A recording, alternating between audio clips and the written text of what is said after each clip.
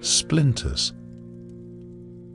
They called me a jack of all trades, and I guess that was right. I was willing to do a lot of things for pay, and manual labor popped up a lot. So when old Miss Williams asked me to help her move, I was glad to. I got money and she didn't have to pay for an expensive moving crew. We all win, right? But the place she moved into was way out of town. I had to drive 3 miles off the beaten path of these woods to reach this place. Then, load all her crap in through this tiny log cabin's door. When I was finally done, it was dark and cold outside, so she made me chop firewood for her. I didn't complain at the time, since she was still paying after all. But in the process, I ended up with a few nasty splinters all over my hands. Glad to finally be done with that job, I went back to normal life, and my extra pocket money was gone within a couple of weeks. The splinters, however, were not.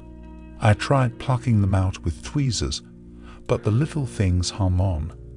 At first, I thought nothing of it, but they started to look pretty bad after a while.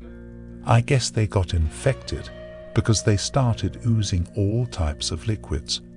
I needed to have them in Band-Aids most of the time, just to avoid disgust.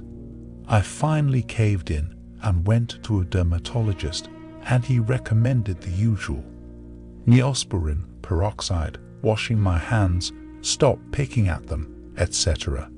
But after a week of following those instructions, my fingers just looked worse. Not to mention hurt like the devil. Instead of that idiot dermatologist, this time I went to a real doctor. The guy seemed interested and took some samples of the liquids oozing from my skin. He told me he'd get back to me after a while, so I waited. Well, guess what? My fingers were now so swollen that I could barely do anything with them. And no hands means no work. So I had to live off what money I had left, cursing myself forever working for Miss Williams. As if that weren't bad enough, they still hurt, more than splinters should.